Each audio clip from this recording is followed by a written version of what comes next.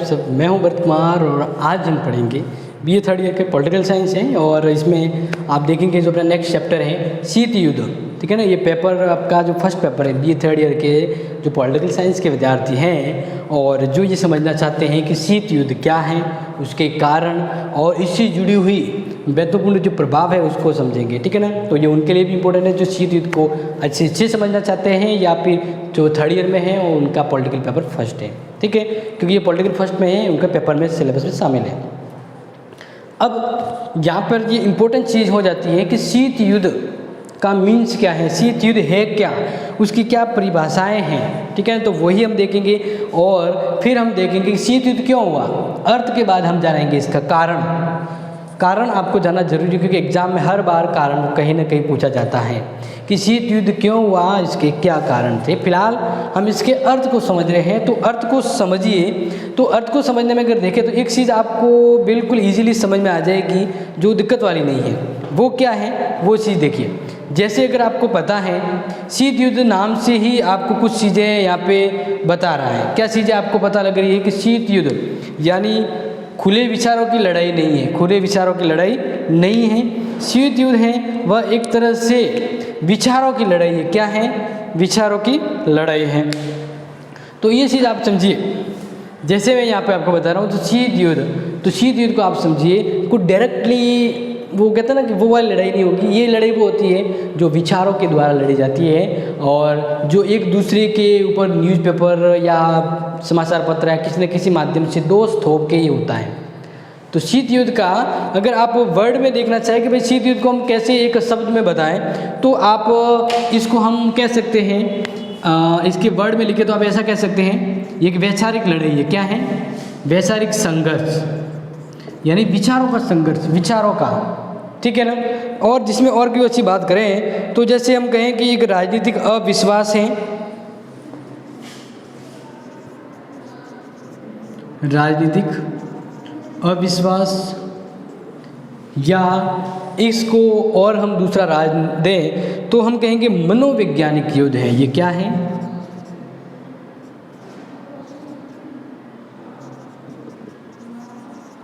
ये एक मनोवैज्ञानिक युद्ध है।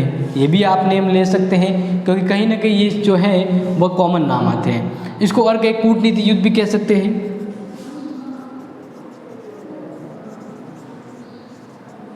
तो ये इन नामों से हम इसको प्रकट करते हैं क्योंकि वह युद्ध जो डायरेक्टली सीधे हथियारों से आमने सामने लड़ा जाकर विचारों से लड़ा जाता है। जैसे दो पक्ष है, एक पक्ष कह रहा है ये ऐसा है, वो बहुत गंदा है, वो ऐसा है, तो हम ऐसा करते हैं कि अपने एक मित्र टोली बनाते हैं और इसको हमेशा पीछे रखते हैं। तो वो वाला पक्ष है वो अपनी टोली बनाता है और अपनी बुराई करता है, अपने बारे में विरोध बोलता है। तो इस तरह से अगर हम कहें तो कहीं ना कहीं एक मस्तिष्क की लड़ाई है, ये शीत युद्ध है।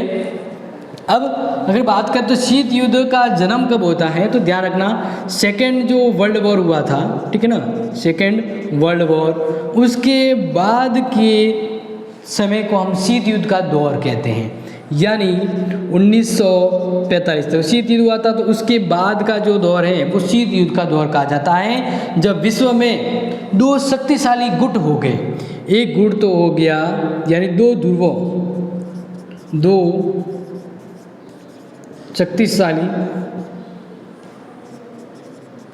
देशों का जन्म। जब दो शक्तिशाली देशों का जन्म हो जाता है यानी सेकंड वर्ल्ड वॉर होता है, तो काफ़ी देश तो उनकी कहते हैं ना कि काफ़ी देश है, उनकी अर्थव्यवस्था, उनका देश, उनकी सैनिक शक्ति खत्म हो जाती है। तो सेकंड वर्ल्ड वॉर समाप्त होते होते विश्व में दो शक्तिशाली देश है वो सामने रहते हैं, बाकी सबका कि मतलब कहते हैं ना कि ख़त्म हो जाती है उनकी व्यवस्थाएं। तो इन दो शक्तिशाली देशों में आपस में लड़ाई होती है। जैसे एक और तो होता है USA यानी अमेरिका, दूसरा USR संयुक्त राष्ट्र रूस, यानी इसको हम कहेंगे सोवियत संघ। तो विश्व में फिर दो गुट रह जाते हैं, एक और एक ये। इन दोनों के मध्य ही विचारों की लड़ाई होती है, वास्तविक युद्ध न होकर। ये इसके लिए अलग रणनीति चलाता है, ये इसके लिए रणनीति चलाता है, ये कूटनीति करता है कि हम कैसे इसको पीछे रखें, इसको आगे जाए। तो ये वैचारिक लड़ाई है वही, या मस्तिष्क की लड़ाई जो हूबहू प्रत्यक्ष हथियार ना होकर, तो इसको हम ये नाम देते हैं। अर्थ समझ में आ गया होगा। अब इसकी परिभाषा देखें तो मैं एक ही परिभाषा है जो आपके सामने यहाँ पे नोट करी है, वैसे तो काफ़ी अलग अलग होते हैं, लेकिन ये जो परिभाषा है वो नेहरू जी ने दी है। पंडित जवाहरलाल नेहरू ने शीत युद्ध के बारे में कुछ अपने विचार दिए हैं जो काफ़ी इम्पोर्टेंट होते हैं। अब आपको ये ध्यान रखना है कि आपको इनमें से कौन सा विचार सही लग रहा है वो याद कर दीजिए, ठीक है। तो ये अगर आप नोट कर रहे हैं तो मैं आपको बता देता हूँ, शीत युद्ध पुरातन शक्ति संतुलन की एक अवधारणा है। क्या है? शक्ति संतुलन की एक अवधारणा है और या इसका एक नया रूप है, और यह दो विचारधाराओं का संघर्ष न होकर दो भीमकाय शक्तियों का आपसी संघर्ष है। दो भीमकाय, इनको हम कहीं ना कहीं वैचारिक संघर्ष भी कहते हैं, मकसद की लड़ाई कहते हैं, लेकिन कहीं ना कहीं ये दो बड़ी महाशक्तियाँ थी जो आपस में एक दूसरे को मार ढार के यानी कैसे भी करके अपने को अव्वल करना चाहती थी कि मैं इससे आगे जाऊँ, मैं ही एक शक्तिशाली देश बनूँ। तो इस तरह से शीत युद्ध के अर्थ और एक ये डेफिनेशन से ये क्लियर हो जाता है कि शीत युद्ध है वह दो ध्रुवीय राष्ट्रों के इर्द गिर्द घूमने वाली एक वैचारिक युद्ध की लड़ाई है, जो वास्तविक युद्ध न होकर एक कूटनीतिक युद्ध भी है, एक राजनीतिक युद्ध भी है और एक मनोवैज्ञानिक युद्ध भी कहा जा सकता है। अब बात करें कि शीत युद्ध क्यों हुआ, क्योंकि एग्जाम में ये पूछा जाता है कि भाई शीत युद्ध क्यों हुआ, इसके क्या कारण थे, शीत युद्ध होने का रीज़न क्या था। तो वही चीज़ यहाँ पे हम देखेंगे कि शीत युद्ध कहीं ना कहीं सेकेंड वर्ल्ड वॉर उसके अंतर्गत घटित ऐसे कारण थे, या फर्स्ट वर्ल्ड वॉर यानी प्रथम विश्व युद्ध सेकेंड विश्व युद्ध के बीच में ऐसे कुछ कारण हुए जिसने तीसरे विश्व युद्ध को तो होने नहीं दिया, लेकिन एक शीत युद्ध है वो जारी रहा था। तो वही हम देख रहे हैं कि शीत युद्ध क्यों हुआ, इसके क्या कारण थे। तो हम बारी बारी से इसके कुछ प्रमुख कारण यहाँ पे डिस्कस करते हैं कि जिन वजह से शीत युद्ध वो हुआ है।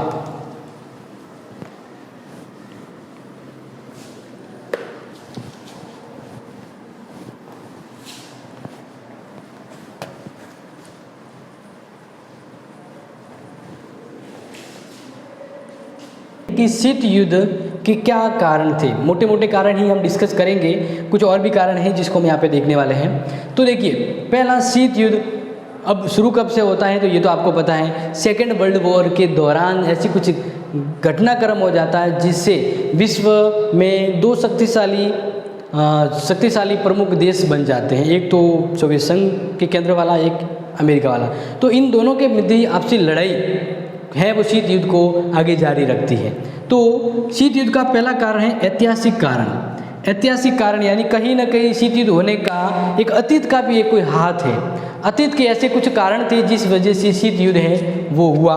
तो अब अतीत के ऐसे क्या रीजन थे जिससे शीत युद्ध होना अवश्य हुआ। तो देखिए, जैसे मैं कुछ यहाँ पे बताऊँ तो 1917 की बोल्शेविक क्रांति के समय से पश्चिमी सोवियत संघ को समाप्त करने का प्रयत्न चल रहा था। यानी वर्ल्ड वॉर से काफ़ी पहले क्या था कि कुछ ऐसे देश थे जो एक सोवियत संघ जो संगठन था उसको तोड़ना चाहते थे। तो इसलिए सोवियत संघ पहले से ही इसके बारे में काफ़ी चिंतित था और पहले से ही मतलब कहते हैं ना एक पहले से जानकार था कि भाई ऐसी चीज़ हो जाए तो क्या करूँगा। तो कहीं ना कहीं ये एक अतीत का ये कारण था जिस रूस है वो पहले ही एक अग्रेसिव रूप में हुआ था, ठीक है। और फिर बात करें कि ब्रिटेन ने सोवियत संघ को 1924 में और अमेरिका ने 1933 में ही रूस को मान्यता तो दे दी थी, लेकिन पश्चिमी देश साम्यवादी रूस को नाजी समर्थन की अपेक्षा अधिकांश दृष्टि से एक अलगाव नीति से देखते थे और पश्चिमी देश हिटलर को सोवियत संघ पर आक्रमण करने के लिए प्रेरित करते थे।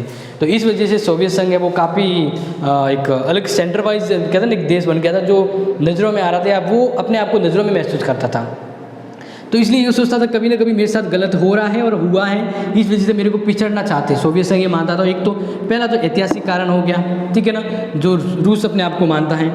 दूसरा है द्वितीय मोर्चे का प्रश्न। द्वितीय मोर्चे का प्रश्न मतलब पहला मोर्चा क्या है, द्वितीय मोर्चा क्या है। सो सुनिए, मैं वही चीज़ यहाँ पे आपको बता रहा हूँ कि द्वितीय विश्व युद्ध के दौरान जब हिटलर ने सोवियत संघ को भारी जन धन की क्षति पहुँचाई तो सोवियत नेता स्टालिन ने मित्र राष्ट्रों से यूरोप नाजी में फौजों के विरुद्ध दूसरा मोर्चा खोल देने का अनुरोध किया, यानी एक दूसरा एक संगठन बना देना किसी के खिलाफ।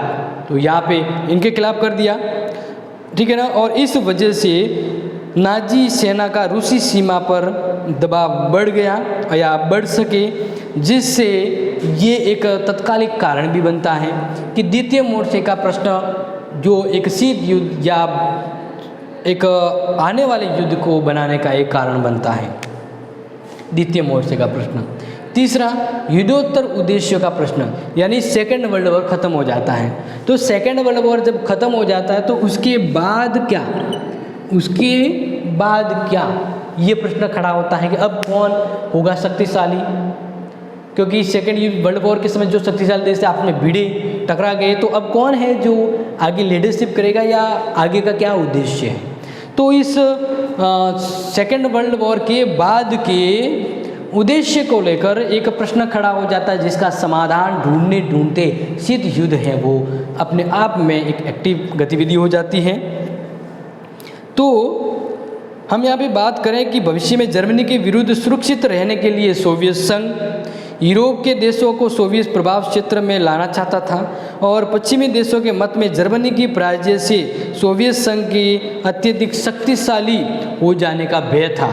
तो किसी को भय था कि सोवियत संघ शक्तिशाली हो जाएगा, और सोवियत संघ को लगता था कि मैं पिछड़ जाऊंगा, इसलिए मुझे अपनी शक्ति को बढ़ाना है, मुझे एक शक्तिशाली बन के उभरना है। युद्ध के बाद इन देशों के इस अपने गोल की वजह से, कहीं न कहीं इनके कारणों के, इनके राष्ट्रीय हितों की वजह से, इनके शक्ति संघर्ष के होने की वजह से भी शीत युद्ध है वो होना अवश्य भावी हो जाता है। 4 पॉइंट, सोवियत संघ द्वारा याल्टा समझौते की क्या करना, अवहेलना।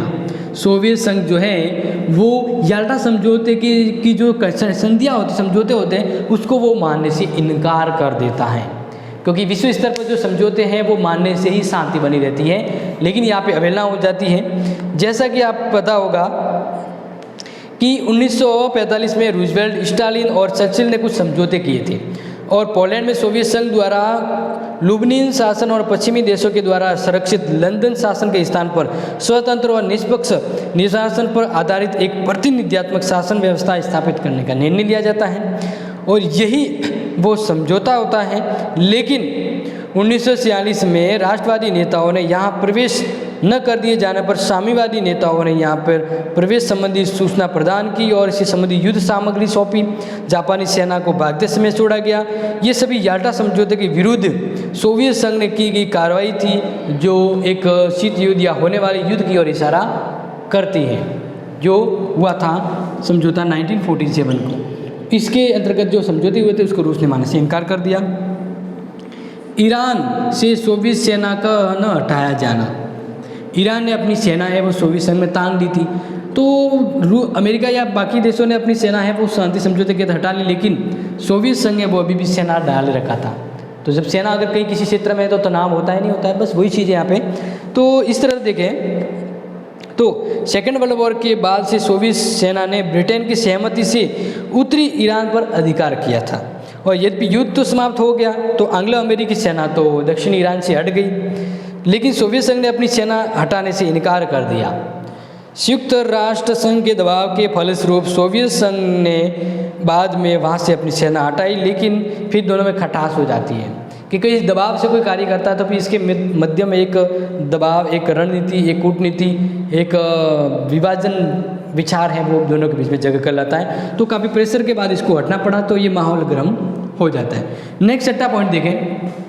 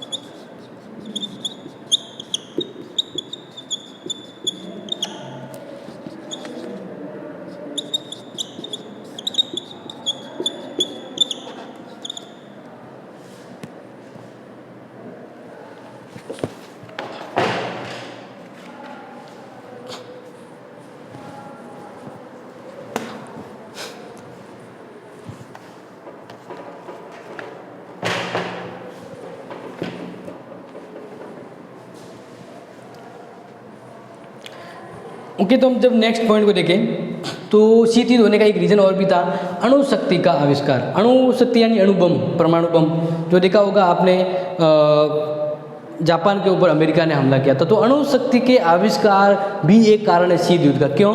क्योंकि अणु शक्ति का आविष्कार किसने किया था? अमेरिका ने। तो अमेरिका ने अणु शक्ति के बारे में सभी डिटेल है वो ब्रिटेन को तो बताई थी इसने। किसने बताई थी? ब्रिटेन को। यानी ये जो काम कर रहा था अणु शक्ति के बारे में इसको पता था, ये दोनों जानकार थे, ठीक है ना। लेकिन ये रूस को भनक नहीं थी, रूस को ये पता ही नहीं लगा, रूस को इसने बताया नहीं, अमेरिका ने रूस को बताया नहीं कि मैं परमाणु शक्ति बना रहा हूँ, इसके लिए रिसर्च चल रहा है, उसके लिए प्रोजेक्ट आ रहे हैं, पैसे डाल रहे हैं। तो इन सबको पता था, इसको नहीं पता था। तो इस तरह से इसको आ गया गुस्सा कि इतना बड़ा आविष्कार कर दिया लेकिन हमें नहीं बताया, हमें इससे दूर रखा। इस तरह से इनके और अमेरिका बीच में और खटास पैदा हो गई, और ये खटास है वो आगे जाकर एक दूसरे की दुश्मनी का रूप भी लेती है। तो फिर सोवियत संघ के द्वारा अमेरिकी विरोध नीति का प्रसार करना है। जब इस तरह से जब होता है, यानी रूस कहता है कि मेरे को साइड में कर दिया जाता है या मेरे साथ गलत हो रहा है, तो वह अमेरिका के विरोध में प्रसार करता है या नीतियाँ ऐसे चलाता है कि अमेरिका को ख़राब करना चाहे। जैसे मैं कुछ यहाँ पे बताऊँ तो कुछ ऐसी बातें हैं जो आपको ध्यान रखना है। जैसे कि 18 अगस्त 1945 को बर्नीज अमेरिका राज्य का एक सचिव और बेनिज ब्रिटिश विदेश मंत्री ने अपनी विज्ञप्ति में सोवियत संघ के संदर्भ में कहा है कि हमें तानाशाही के एक स्वरूप के स्थान पर दूसरे स्वरूप के स्थापन को रोकना है। और 5 मार्च 1946 को फुलटन भाषण में चर्चिल ने कहा कि बाल्टिन में स्टेनिन से लेकर एडियाट्रिक में ट्रीट तक महाद्वीप में एक लौह आवरण छा गया है। यानी ये जो नेता हैं वह अपने इस विचारों के द्वारा दूसरे पर प्रतिरोप या आरोप लगाते हैं। तो सोवियत संघ द्वारा अमेरिका विरोधी ये प्रसार करने से दोनों में और ज़्यादा मतलब नाराज़गी और ज़्यादा विरोधी विचार होते हैं, और ये ऐसा करता है तो अमेरिका भी अपने विरोध में इसका प्रत्युत्तर देने के लिए उसके खिलाफ छानबीन जासूसी या ऐसा कुछ होता है जिससे ये और हो जाता है। क्योंकि आपको पता होगा ये फिर क्या होता है कि एक तरफ तो जैसे अमेरिका होता है और एक तरफ ये जो सोवियत संघ होता है, ठीक है ना। तो ये फिर क्या करते हैं, ये सोचता है कि मैं शक्तिशाली बनूं, ये सोचता है कि मैं शक्तिशाली बनूं, तो ये कहते हैं कि मेरे साथ आ जाओ, मैं आपको शक्तिशाली बनाऊंगा। तो काफ़ी देश तो है इनके साथ जुड़ जाते हैं और जो सोवियत संघ के समर्थक हैं वो इस ओर जुड़ जाते हैं। इस तरह से वर्ल्ड है वो 2 गुट में बढ़ जाता है, सोवियत संघ और यूएसए। तो विश्व जब 2 गुटों में बनता है तो ये इसके ऊपर आरोप लगाता है, ये इसके ऊपर आरोप लगाता है। यही घटना जो डायरेक्ट लड़ाई डिसुम में होकर विचारों की, राजनीति की, कूटनीति की लड़ाई सोवियत संघ की ओर इशारा करती है, ठीक है। तो आपको पता होगा इसी तरह से इसने एक संगठन बनाया था जिसका नाम पता होगा नाटो। इसने बनाया था वारसा। इसने कहा कि आप जो भी मेरे मित्र देश है वो मेरे साथ जुड़ जाइए। अगर आप नाटो के सदस्य बनते हैं तो आपका कोई भी देश जैसे रूस या कोई भी देश है वो कुछ नहीं बिगाड़ेगा, नहीं हमला करेगा तो हम आपकी रक्षा करेंगे। इस तरह से ये सैनिक गुट बन जाता है और इधर इसका एक सैनिक गुट बन जाता है। तो ये गुटबाजी ही शीत युद्ध को और ज़्यादा एग्रेसिव करती है। फिर बर्लिन की नाकेबंदी हो जाती है और बर्लिन की ये नाकेबंदी युद्ध को, शीत युद्ध को और ज़्यादा तेज भी करती है। क्योंकि आपको पता होगा कि सोवियत संघ द्वारा लंदन जो प्रोटोकॉल था वह हुआ था जून 1948 को, ठीक है ना, लंदन प्रोटोकॉल। तो ये जो सोवियत संघ है वो लंदन प्रोटोकॉल का उल्लंघन करता है और बर्लिन पर नाकेबंदी कर देता है, बर्लिन को घेर लेता है।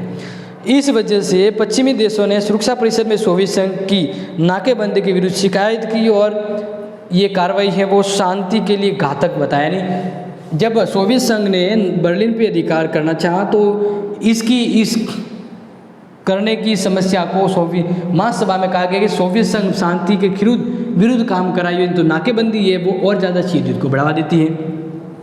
और सोवियत संघ द्वारा महासभा में यानी संयुक्त राष्ट्र संघ में जो वीटो पावर होता है उसका वह बार बार गलत उपयोग करता है।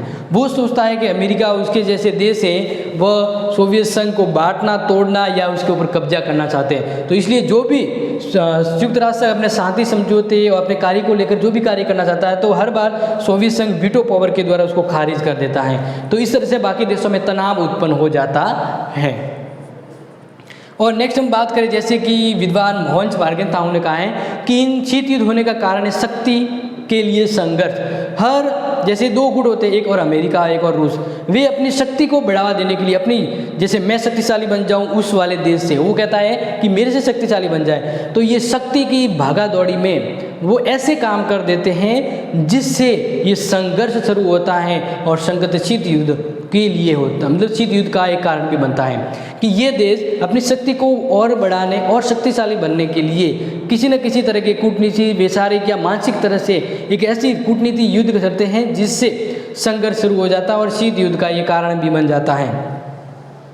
और हित के लिए भी है बिल्कुल, जैसे रूस चाहेगा कि मेरा कुछ हित हो तो मैं उन क्षेत्रों को अपने अधिकार में करना चाहता हूँ, अमेरिका कुछ अपने अधिकार में करना चाहता है, या जो रूस है वो किसी दूसरे देशों को अपनी ओर मिलाना चाहता है जिससे उसका फ़ायदा हो जाए, तो अमेरिका कुछ और देशों को अपनी ओर मिलाना चाहता है जिससे उसका फ़ायदा होता है। तो इसी तरह ये अपने हित और अपने मतलब के लिए एक संघर्ष को पैदा कर देते हैं और यही संघर्ष जो आगे आने वाली और तनाव को उत्पन्न करता है, सेकेंड वर्ल्ड वॉर के बाद की और घटना को बढ़ाता है और ये होता है शीत युद्ध।